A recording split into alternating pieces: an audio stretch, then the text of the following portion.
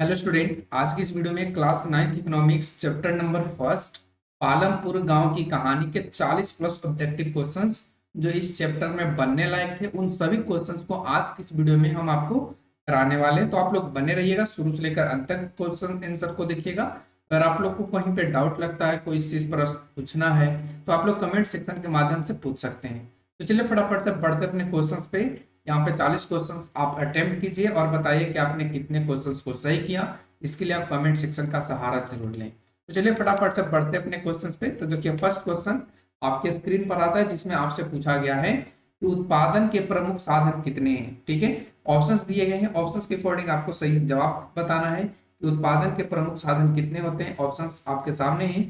क्या एक होता है, यहाँ पे देखिए ऑप्शन एक में, क्या तीन होता है, चार होता है, पांच होता है या दो होता है। तो उत्पादन के कितने साधन होते हैं? तो ऑप्शन आपका सी होगा, पांच। ठीक है, ये आपका राइट आंसर होगा। कौन कौन होगा ये आप जब बुक पढ़ रहे होंगे तो आपको बताया गया होगा। हम यहाँ पे डिटेल एक्सप्लेनेशन नहीं करेंगे क्योंकि 40 क्वेश्चन है, आपको 20 मिनट के अंदर ही हम कराने की कोशिश करेंगे।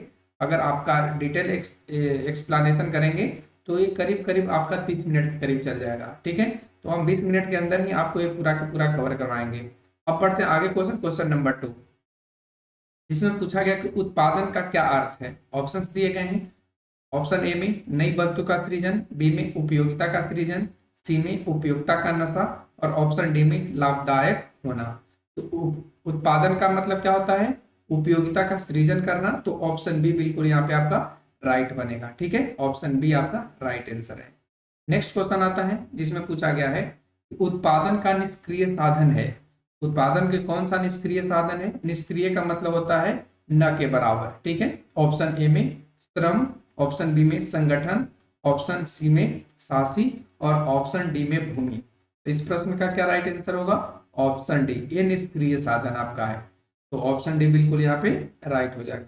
नेक्स्ट क्वेश्चन, क्वेश्चन नंबर 4, जिसमें पूछा गया है कि निम्नलिखित में से भूमि की विशेषता कौन सी है। ऑप्शन दिए गए हैं, भूमि की विशेषता कौन सी है आपको बताना है। ऑप्शन ए में वह नसवान है, ऑप्शन बी में वह मनुष्य निर्मित है, ऑप्शन सी में उसमें समान उर्वरता है।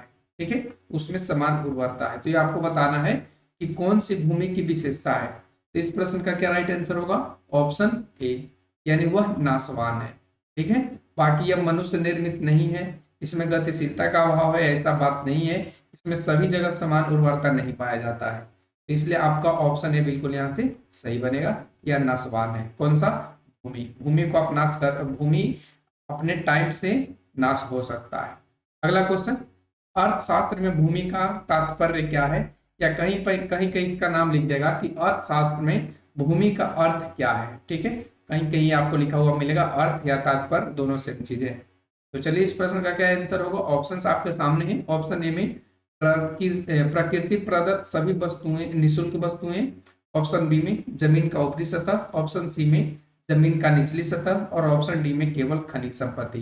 तो अर्थशास्त्र में भूमि का मतलब होता है कि प्रकृति प्रदत्त सभी निःशुल्क वस्तुएं, यानी प्रकृति के द्वारा जो भी वस्तुएं दी गई हैं वो सभी भूमि का तात्पर्य माना गया है। तो ऑप्शन ए बिल्कुल यहाँ से सही होगा। नेक्स्ट क्वेश्चन 6 नंबर, जिसमें पूछा गया है निम्नलिखित में से कौन उत्पादक है। उत्पादक का मतलब आप समझ रहे होंगे, प्रोड्यूसर जिसको भी कह सकते हैं। तो ये कौन आपका उत्पादक है? ऑप्शन ए में बढ़ई, ऑप्शन बी में भिखारी, ऑप्शन सी में ठग और ऑप्शन डी में शराबी। देखिए भिखारी और ठग शराबी तीनों की बात करें तो ये कोई भी वस्तु का उत्पादन नहीं करेगा, लेकिन अगर हम बढ़ई की बात करें तो इसके पास कला है, ये लकड़ी के सामान वगैरह आपको बना करके देगा। तो यहाँ से बढ़ई आपका उत्पादक के रूप में बन जाएगा। तो ऑप्शन ए बिल्कुल यहाँ से सही होगा। नेक्स्ट क्वेश्चन आता है कि निम्न में उत्पादन का साधन कौन है। निम्न में उत्पादन का साधन कौन है? ऑप्शंस दिए गए हैं। ऑप्शन ए में वितरण, ऑप्शन बी में श्रम, ऑप्शन सी में विनिमय और ऑप्शन डी में उपभोग। तो उत्पादन का साधन कौन होता है? तो ये आपको पता होगा, श्रम। श्रम के मतलब हम लोग जो मजदूरी करते हैं, हम लोग जो काम करते हैं, वही आपका आता है। तो ये उत्पादन का साधन है। हमने अब आपको फर्स्ट क्वेश्चन में बताया था कि उत्पादन के कुल कितने साधन है? 5। आप लोग कमेंट सेक्शन में लिख कर बताइए कि वो पांचों साधन कौन कौन से हैं। ठीक है, नेक्स्ट क्वेश्चन 8 नंबर में पूछा गया है कि निम्नलिखित में कौन उत्पादन का साधन नहीं है। अभी हमने आपको बताया था कि उत्पादन का साधन है, और इसमें से आपको बताना है कि कौन उत्पादन का साधन नहीं है। ऑप्शंस दिए गए हैं। ऑप्शन ए में संगठन, ऑप्शन बी में उद्यम, ऑप्शन सी में पूंजी और ऑप्शन डी में उपभोग। तो उत्पादन का कौन सा साधन नहीं होता है, तो ये आपका उपभोग होता है। उपभोग का मतलब ये होता है कि हमने कितना चीज को इस्तेमाल किया, ठीक है, हमने कितना चीज या सामान को इस्तेमाल किया, उपयोग में लाया, उसी को हम लोग क्या बोलते हैं, उसी को हम लोग क्या बोलते हैं, उपभोग। ठीक है, तो ध्यान रखिएगा। क्वेश्चन नंबर 9 पे आते हैं। क्वेश्चन नंबर 9 में कहा गया कि निम्नलिखित में से कौन पूंजी है। पूंजी का मतलब तो आपको समझ में आ रहा होगा, क्योंकि आपने अपने घर में भी देखा होगा, आपके पिताजी भी बोलते होंगे कि मेरे पास पूंजी नहीं है। तो इसका मतलब आप समझ पा रहे होंगे कि पूंजी का क्या मतलब होता है।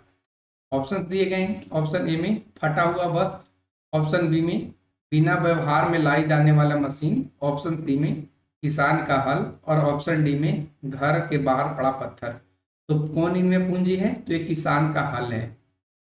नहीं बोलते हैं लोग, जो भी किसान के घर से या जो भी किसान के फैमिली से अगर आप लोग में से बिलोंग कर रहे होंगे तो आपके पिताजी बोलते होंगे कि मेरे पास हल लेने के लिए पूंजी नहीं है।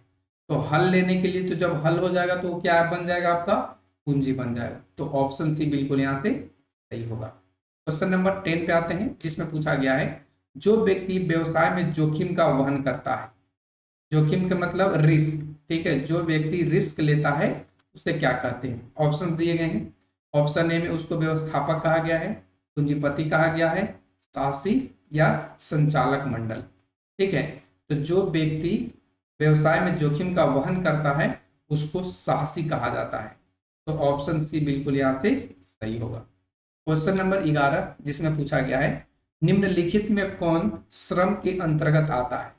ऑप्शंस दिए गए हैं। ऑप्शन ए में सिनेमा देखना, छात्र द्वारा मनोरंजन के लिए क्रिकेट खेलना, शिक्षक द्वारा अध्यापन या संगीत का अभ्यास आनंद के लिए करना। संगीत का अभ्यास आनंद के लिए करना। तो बताइए इनमें कौन श्रम के अंतर्गत आता है। तो कौन सा आ जाएगा आपका ऑप्शन सी, शिक्षक द्वारा अध्यापन। यानी जब टीचर पढ़ाएंगे तो उनके लिए वो श्रम का काम आएगा, मजदूरी का काम आएगा। ठीक है, जैसे कि अभी हम आपको पढ़ा रहे हैं, इसका मतलब क्या बन करके आ रहा है, ये मेरा श्रम है। तो ऑप्शन का बिल्कुल आपका यहाँ से राइट बनेगा। नेक्स्ट क्वेश्चन आता है 12 नंबर, जिसमें पूछा गया है कि अध्ययन की दृष्टि से श्रम कितने प्रकार के होते हैं। इसका राइट आंसर कौन सा होगा ऑप्शंस के अकॉर्डिंग, क्या 4 होगा, 3 होगा, 2 होगा, 5 होगा। तो ये आपका 2 होगा। एक तो आपका मानसिक कह सकते हैं और एक आपका शारीरिक। ठीक है, एक मानसिक श्रम होता है और एक आपका शारीरिक श्रम होता है। आप ध्यान रखेंगे। अगला क्वेश्चन 13 नंबर, जिसमें पूछा गया है वस्तुओं और सेवाओं के उत्पादन के लिए कितने चीजों की आवश्यकता होती है।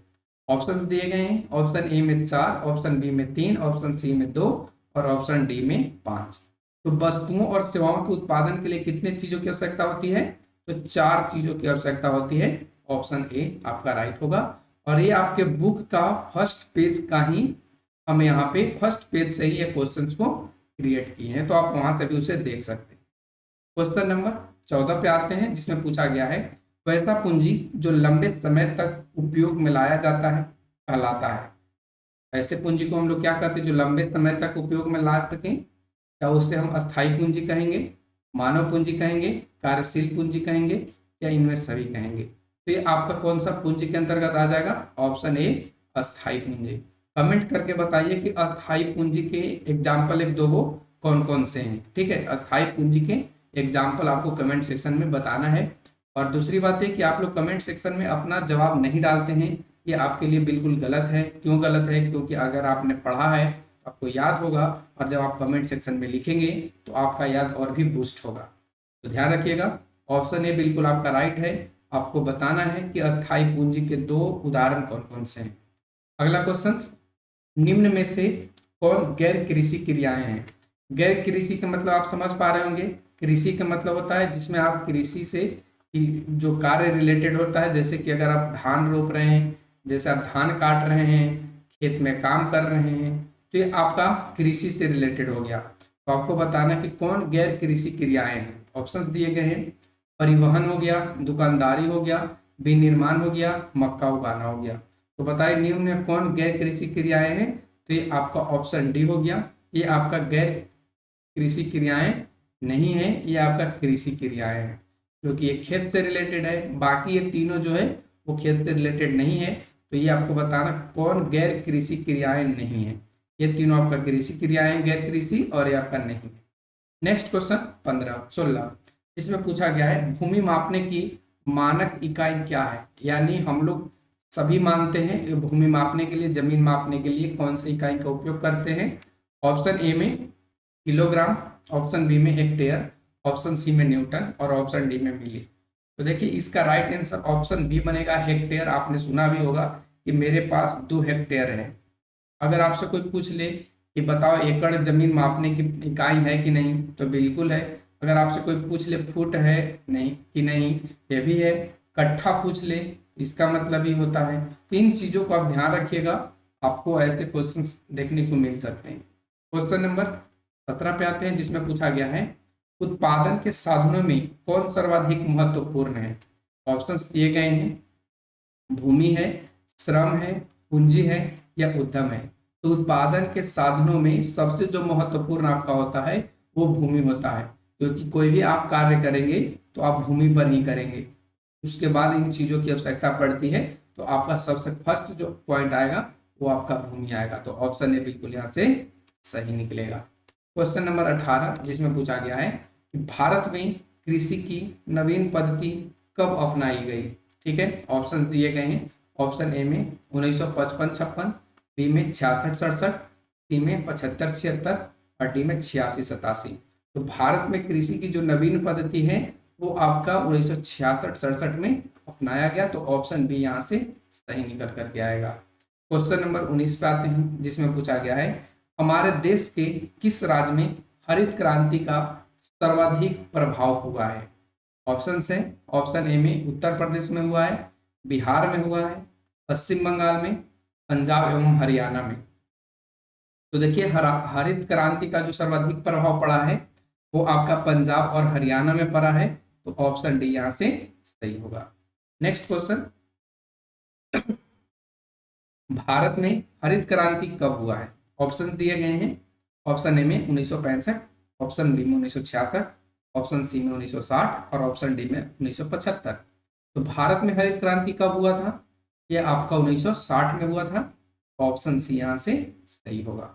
नेक्स्ट क्वेश्चन 21 नंबर, जिसमें पूछा गया है कि जिसका उत्पादन कार्य में केवल एक ही बार प्रयोग किया जाता है कहलाता है। ध्यान रखेंगे, जिसका उत्पादन कार्य में केवल हम एक ही बार उपयोग करेंगे उसे क्या कहेंगे?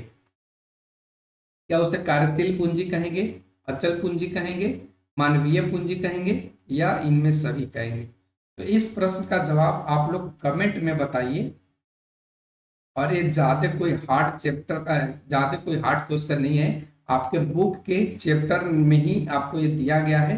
तो आप एक बार जब बुक पढ़े होंगे तो आप इसका जवाब फटाफट से दे पाएंगे कि जिसका उत्पादन में केवल एक ही बार प्रयोग किया जाए उसे क्या कहते हैं।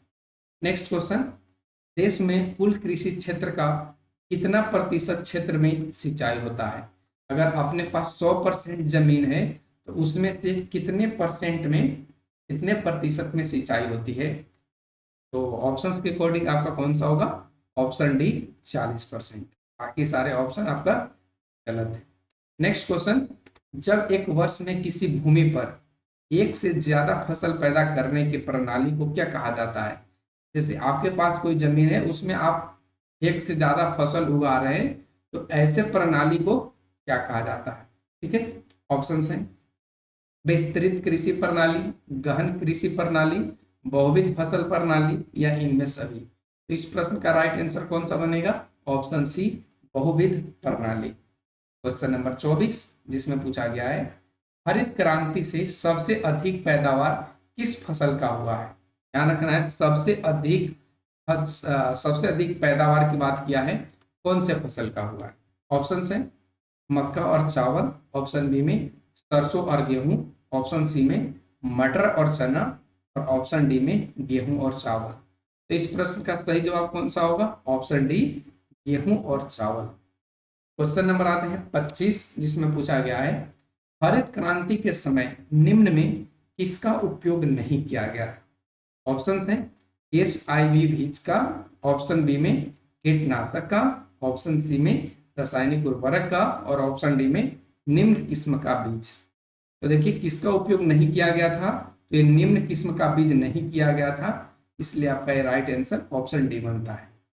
बाकी इन तीनों चीजों का उपयोग किया गया था। अगर आपसे क्वेश्चन में ये पूछ लिया जाए कि हरित क्रांति के समय निम्न में किसका उपयोग किया गया था, तो आप इन चीजों को लिख सकते हैं। ठीक है, आप यहाँ पे ध्यान रखिएगा। क्वेश्चन नंबर 26, जिसमें पूछा गया है देश में रासायनिक खाद का सबसे अधिक प्रयोग किस राज्य में होता है। ऑप्शन दिए गए हैं बिहार राज्य में, उत्तर प्रदेश राज्य में, महाराष्ट्र में या पंजाब में। तो देश में रासायनिक खाद का सबसे जो अधिक प्रयोग किया जाता है वो आपका पंजाब में किया जाता है। तो ऑप्शन डी यहाँ पे सही होगा। क्वेश्चन नंबर 27, जिसमें पूछा गया है कि सीमांत एवं छोटे कृषक के पास कुल कितनी जोत भूमि होती है। जोत भूमि का मतलब कृषि करने योग्य भूमि। ठीक है, कुल कितने प्रतिशत या कुल कितने हेक्टेयर उनके पास होता है। तो चलिए इस प्रश्न का क्या राइट आंसर होगा। ऑप्शन ए में 2 हेक्टेयर से कम, ऑप्शन बी में 2 हेक्टेयर से अधिक, ऑप्शन सी में 2 हेक्टेयर और ऑप्शन सी में डी में 3 हेक्टेयर। देखिए सीमांत एवं छोटे किसानों के पास जो कुल जोत की भूमि होती है वो 2 हेक्टेयर से कम होती है। तो ऑप्शन ए बिल्कुल यहाँ पे सही होगा।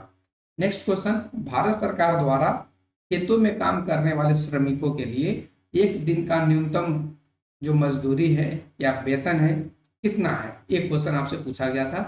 तो चलिए इस प्रश्न का क्या उत्तर होगा। तो ऑप्शन डी बिल्कुल यहाँ से सही होगा, 300 रुपये। ठीक है, फिर भी 300 रुपये में आज के डेट में अगर बात करें तो 300 रुपया तो कोई मजदूर लेता ही नहीं है, इससे ऊपर ही लेता है। लेकिन ये भारत सरकार 2019 के द्वारा ये फिक्स किया गया है कि जो भी काम करने वाले व्यक्ति हैं उनको 300 रुपया दिया जाए। अगला क्वेश्चन, पालमपुर गांव में मुख्य क्रियाकलाप क्या था। मुख्य क्रियाकलाप करने का मतलब मुख्य रूप से वहां के लोग क्या करते थे।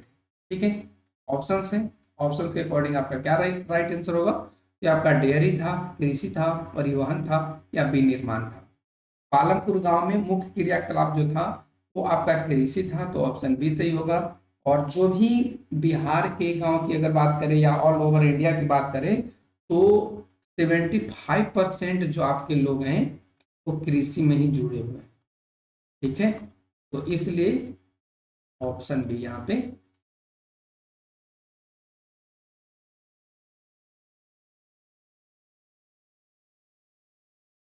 नेक्स्ट क्वेश्चन 30 नंबर, जिसमें पूछा गया है कि पालमपुर गांव में कितने प्रतिशत लोग कृषि कार्य में लगे हुए थे।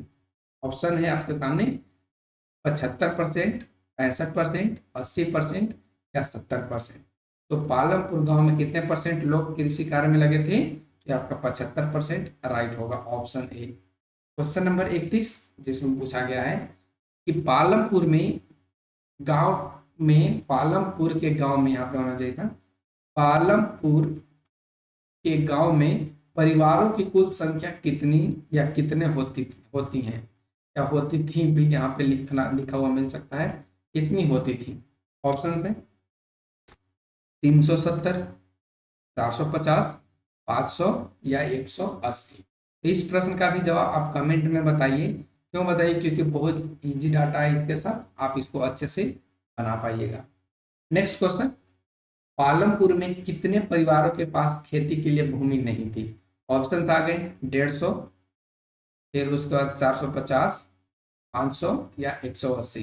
तो आपको बता दें कि पालमपुर गांव में कुल टोटल 450 लोग रहते थे और इसका 1/3 जो लोग थे उनके पास जमीन था। इसलिए आपका 150 जो घर हो गया उनके पास भूमि। नेक्स्ट क्वेश्चन, भूमि कौन सा संसाधन है। तो भूमि के अकॉर्डिंग आपका कौन सा राइट आंसर होगा। ऑप्शन ए प्राकृतिक। क्वेश्चन नंबर 34, इसमें पूछा गया है कि सविता को ऋण का हिस्सा किससे मिलता है। ऑप्शंस दिए गए हैं और इस प्रश्न का भी आपको जवाब कमेंट में ही बताना है, क्योंकि ये सारे जो क्वेश्चंस आपको करा रहे हैं ये आपके लिए भी इजी होगा और ये सब एग्जाम में पूछा जाता है। फटाफट से इसका जवाब बताइए कि सविता को ऋण किसने दिया था। अगला क्वेश्चन, पालमपुर गांव की कहानी में करीम कौन था? ऑप्शंस दिए गए हैं। क्या वो एक भूमिहीन की श्रमिक था, एक कंप्यूटर शिक्षक था, एक डॉक्टर था, या एक बड़ा किसान था? तो पालमपुर गांव की कहानी में जो करीम था ना, वो आपका एक कंप्यूटर शिक्षक था। तो ऑप्शन बी यहाँ से सही निकलता है। क्वेश्चन नंबर 36 जिसमें पूछा गया है कि HYV का पूरा नाम क्या है? बहुत ज्यादा इंपॉर्टेंट है, ये पूछा जा सकता है। और कहीं कहीं एक चीज और पूछा जाता है, HYS। तो चलिए दोनों को हम कवर आपको करवा देंगे यहाँ पे।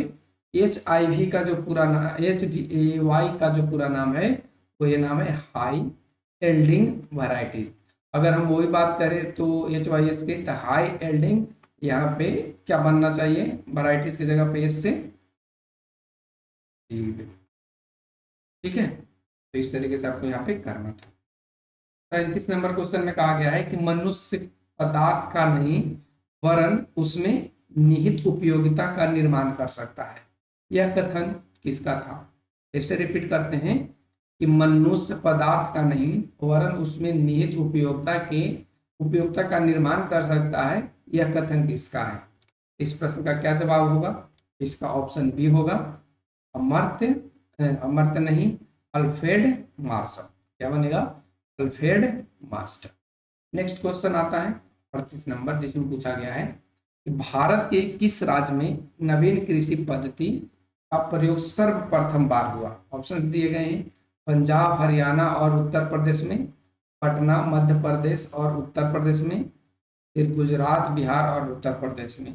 पंजाब, हरियाणा और उत्तर प्रदेश में, ये हमने आपको बताया। तो इस प्रश्न का राइट आंसर क्या बनेगा?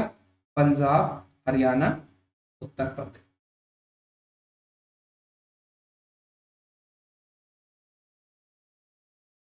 भोजन, वस्त्र, पुस्तक, कलम निम्नलिखित में क्या है? ऑप्शंस के अकॉर्डिंग आपको बताना है।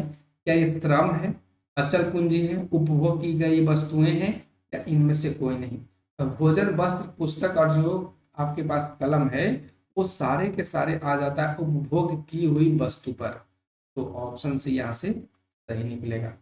नेक्स्ट क्वेश्चन, निम्नलिखित में कौन व्यावसायिक फसल है? ऑप्शंस दिए गए हैं। ऑप्शन ए में गेहूं, ऑप्शन बी में मटर, ऑप्शन सी में धान और ऑप्शन डी में गन्ना।